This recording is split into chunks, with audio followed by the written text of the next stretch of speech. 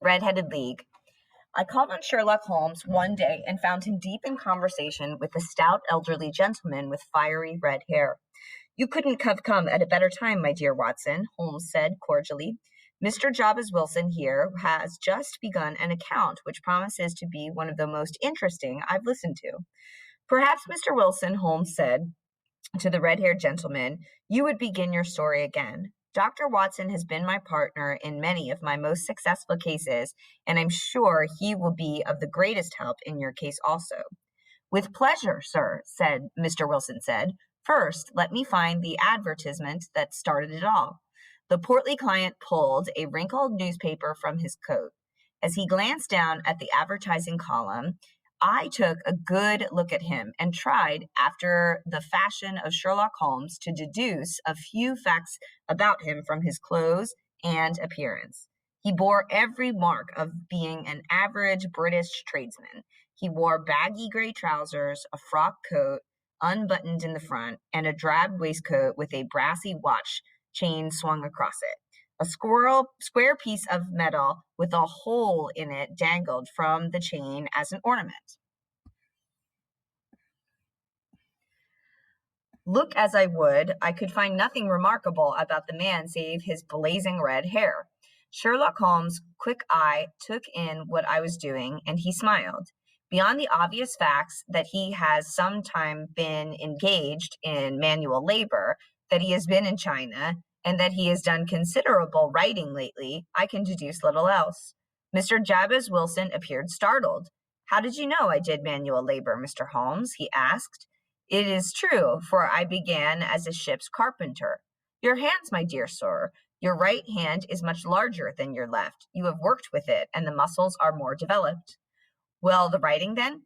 What else could you make your right cuff so shiny for 5 inches and your left one smooth near the elbow where you rested it on the desk? But China. The fish you have tattooed above your wrist, could only have been done in China.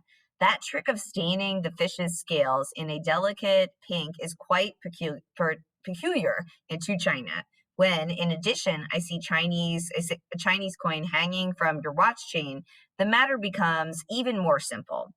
Well, I never, said Mr. Wilson. Have you found that advertisement? Asked Holmes. Yes, I have it. He had a thick finger planted halfway down the column. Read it for yourself, sir. I took the paper which he thrust at me. It was a 2-month-old issue of the Morning Chronicle, dated April 27th, 1890. The advertisement read, To the Red-Headed League, on account of the bequest of the late Ezekiah Hopkins of Lebanon, PA, USA, there is now another vacancy open which entitles a member of the League to a salary of £4 a week for purely nominal services. All red-headed men who are sound in body and mind and above the age of 21 are eligible.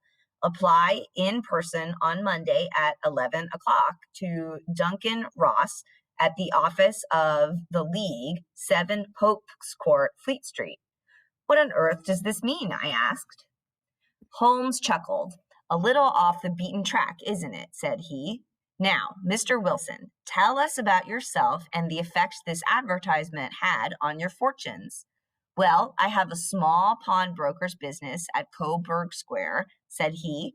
I keep one assistant, and I would have a job paying him, except that he is willing to work for half wages so as to learn the business. What is the name of this obliging youth? His name is Vincent Spaulding, and he's not such a youth. It's hard to say his age. I shouldn't wish for a smarter assistant, Mr. Holmes, but he has his faults too. Never was such a fellow for photography, snapping away with a camera when he should be improving his mind, then diving down into the cellar to develop his pictures. I believe you said earlier that it was your assistant who called your attention to the advertisement, Holmes remarked. Yes, sir. 8 weeks ago, it was when Spaulding came into the office with this very paper in his hand, and he said something about there being another vacancy in the League of Red-Headed Men, and he wishes he had red hair. I had never heard of such a thing. So he goes on to explain that the league was founded by a red-headed American millionaire who had been born in London. When the man died, he left his fortune to give jobs to Londoners with red hair. The job paid £200 a year and took up just a few hours a day. But you had to have not ordinary red hair, but bright, blazing, fiery red. As you can see, gentlemen, my hair is of a very rich tint, so it seemed to me that I stood a good chance. And an extra couple of £100 would come in very handy. The upshot was that I shut up shop, and Vincent Spaulding and I went to the address given in the advertisement. I never hope to witness such a sight again, Mr. Holmes. Fleet Street was choked with red-headed folks. There was a double stream up to the stairs to the office, one going up in hope and the other coming down dejected.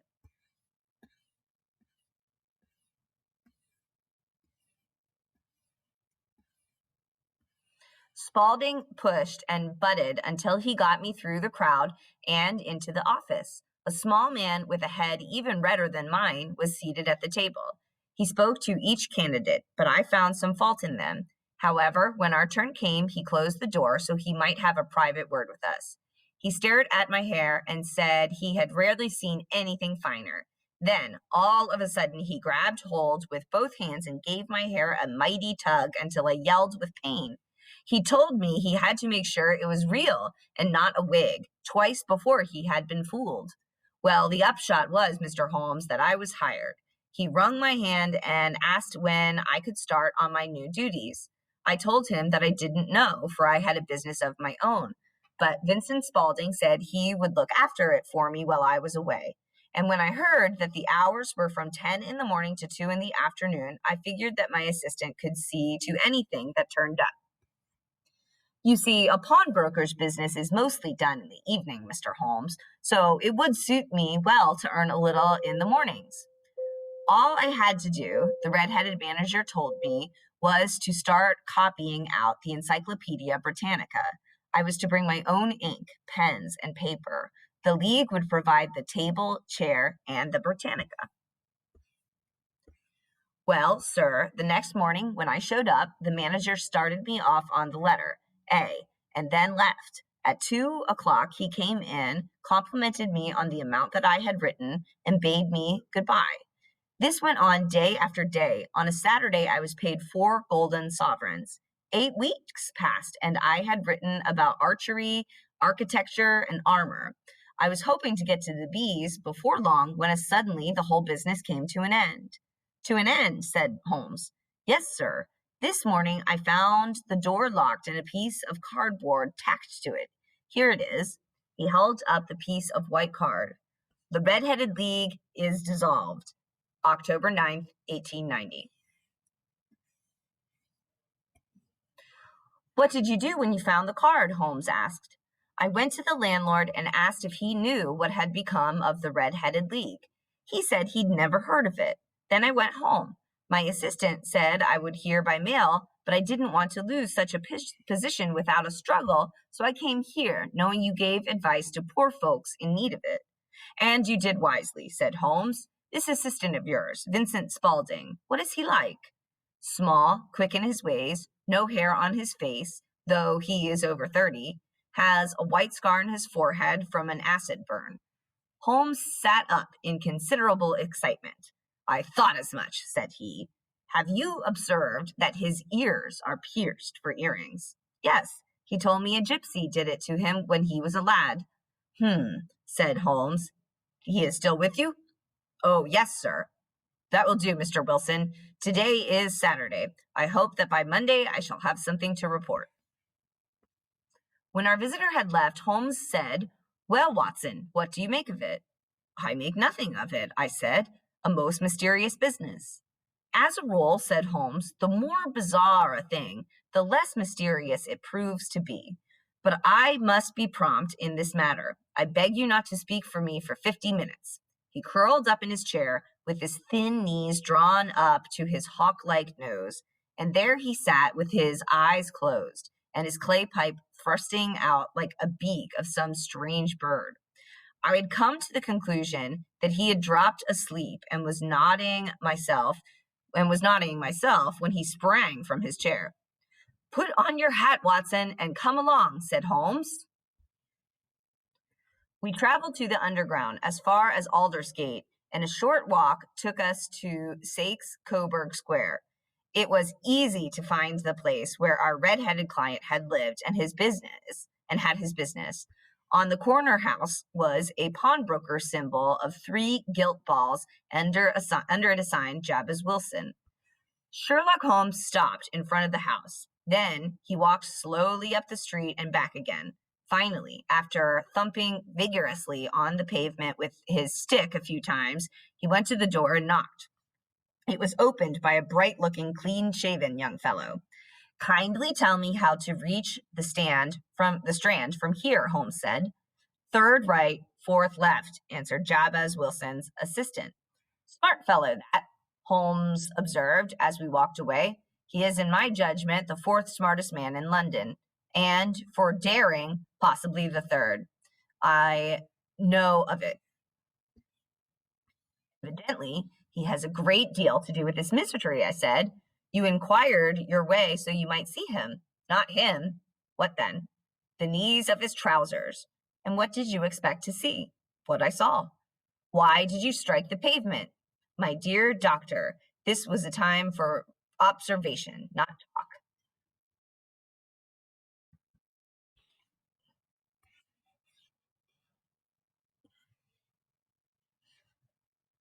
"We are spies in an enemy country.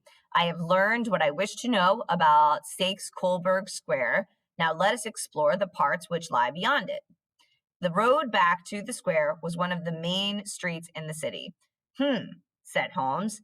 "There is Mortimer's, the tobacconist, the newspaper shop, the Coburg branch of the City and Suburban Bank, and McFarlane's carriage building works. Well, doctor, I expect you want to get back to your patients." Any students that are remaining in the building for co-curricular activities or sports should be under the supervision of their teacher or coach. Again, all students should exit the building. Any students that are remaining in the building for co-curricular activities or sports should be under the supervision of their teacher or coach. "It might be as well. You go along then. I have some business to attend. But I shall want your help tonight." "Tonight," I said, "but why?" "A serious crime is about to be committed. I have every reason to believe that we shall be in time to stop it. But today being Saturday complicates matters. Be at my rooms at 10. There may be some danger, so kindly put your army revolver in your pocket." He waved his hand and disappeared among the crowd. That night, I showed up at 221B Baker Street on time. On entering the Holmeses' room, I found him talking with 2 men. One I recognized as Peter Jones of Scotland Yard. The other was a long, thin, sad-faced man who was expensively, if somberly, dressed. "Ha, our party is complete," said Holmes, buttoning up his jacket and taking his heavy hunting crop from the rack. "Watson, you know Mr. Jones. Let me introduce you to Mr. Merryweather, who is to be our companion on tonight's adventure." "I hope it won't be a wild goose chase," observed Mr. Merryweather gloomily. "It is the first Saturday for 27 years that I haven't had my rubber of wits." "I believe you'll find that you'll play for a higher stake tonight than ever before," said Holmes. He turned to the Scotland Yard man. "As for you, Jones, your stake will be on the man on whom you wish to lay your hands." The police agent nodded. "I'd rather have my bracelets on this John Clay than on any criminal in London. He's a murderer, thief, and forger. Mr. Merryweather, I've been after him for years, but I've never set eyes on him." "I think you will tonight," said Holmes. "Now it's time to start." Jones and Merryweather took a hansom cab, and Holmes and I followed in another. During the drive through the gaslit streets, Sherlock Holmes was silent. Finally, he said, "This fellow Merryweather is a director of City and Suburban Bank and is personally interested in this matter. I thought it as well to have Jones along. Not that he's much good in his profession, but he's brave as a bulldog. Ah, here we are, and they're waiting for us."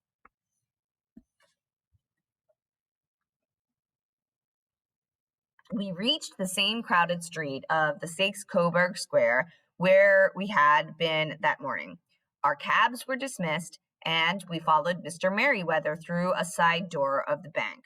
After passing along numerous corridors and through a series of locked gates, Mr. Merriweather lighted a lantern and conducted us down a flight of winding stone steps to a dark, earth-smelling vault or cellar. The vault was piled all around with crates and massive boxes.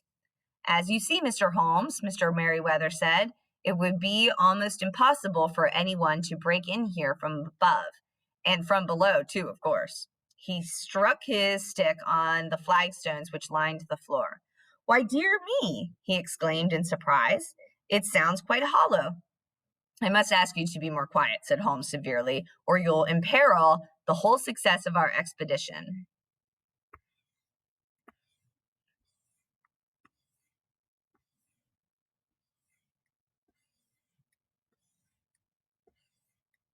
He dropped to his knees and, with a lantern and magnifying glass, began to examine the cracks between the stones. After a few seconds, he stood up. We have at least an hour, he remarked. They can hardly take any steps until the good pawnbroker is safely in bed. Then they won't lose a minute. For the sooner they do their work, the longer they'll have for their escape.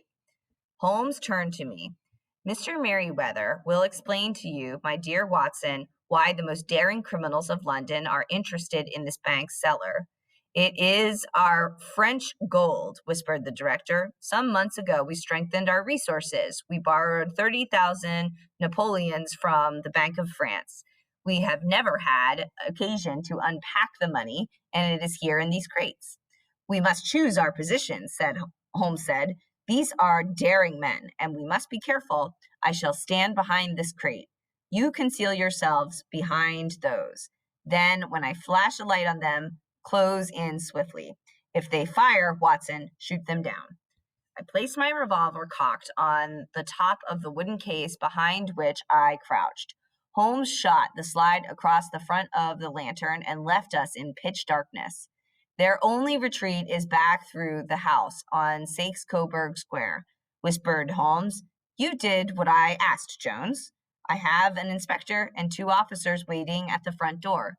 Then we must have stopped all the holes. Now we must be silent and wait. It was a long wait.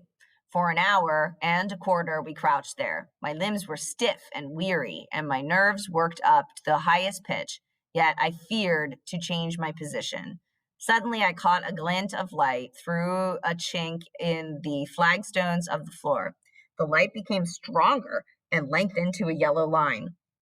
Without warning or sound, a gash in the flagstones opened and a hand appeared from below. A white, almost womanly hand. It grasped the side of one of the big stones. With a rending, tearing sound, the stone turned over on its side, leaving a gaping hole through which streamed the light of a lantern. Over the edge of this opening peered the clean-cut, boyish face of Mr. Wilson's assistant. He lithely drew himself up through the hole. Then, bending down, he began hauling up a companion, a small man with a pale face and a shock of very red hair. It's all clear, Archie, the assistant whispered. Bring your chisel and the bags. At that moment, Sherlock Holmes flashed his light and sprang forward. Great Scott, the assistant exclaimed. Jump, Archie, run for it. His red-headed companion dived back through the hole and vanished. At that moment, I saw the light flash on the barrel of a revolver in the assistant's hand. But before I could act, Holmes's hunting crop came down on the man's wrist, and the pistol clinked on the stone floor. It's no use, John Clay, said Holmes. You have no chance. So I see, the other answered in utmost coolness. But I fancy my pal is all right. There are 3 men waiting for him at the other end of the tunnel, said Holmes. You have done this very completely. I must compliment you. And I you, Holmes answered. Your red-headed league idea was very new and effective. Jones now advanced and snapped handcuffs on the prisoner. Come along, he said. You're going to the police station. Certainly, said John Clay serenely. He made us a sweeping bow and walked quietly off with the detective. You see, Watson, Holmes exclaimed as we watched Jones leading the prisoner away. It was obvious from the beginning that the League advertisement and the copying of the encyclopedia were to get this not over bright pawnbroker out of the way for a number of hours each day. This method was no doubt suggested by Clay's clever mind and by the color of his accomplice's hair. And when I heard that the assistant was working for half wages, it was clear that he had some strong motive for securing a position with the pawnbroker. But how could you guess what the motive was? Mr. Wilson's business was a small one. There was nothing in his house which could account for such elaborate preparations. I thought it to be something out of the house. I thought it to be the assistant's fondness for photography and the way he vanished into the cellar. The cellar. He was doing something down there, something which took many hours a day for months on end. I could think of nothing save that he was running a tunnel to some other building. I surprised you by striking the pavement in front of the house with my stick. I was learning whether the tunnel stretched out in the front or behind. It was not the front. Then, when the assistant answered my knock, you must have noticed how worn and stained the knees of his trousers were. They spoke of hours of burrowing. The only remaining point was to find out what he was burrowing for. I walked around the corner and saw the branch of the City and Suburban Bank directly behind Mr. Wilson's premises, and I felt I had solved the problem. And how could you tell that they would make their attempt tonight? I asked. When they closed the League office, it was a sign that they no longer needed Mr. Wilson out of the way. In other words, they had completed the tunnel. It was necessary that they use it soon, as it might be discovered or the gold might be moved. Saturday would suit them better than any other time, as it would give them Sunday for their escape. That's why I expected them to come tonight. You reasoned it out beautifully, I exclaimed in admiration. It is so long a chain, and yet every link rings true. It saves me from my boredom, he answered wearily. Alas, I already feel it closing in upon me. My life is spent in one long effort to escape from these commonplaces of existence. These little problems help me to do so. And you are a benefactor of the race, said I. He shrugged his shoulders. Well, perhaps after all, it is of some little use, Holmes remarked, and then he yawned.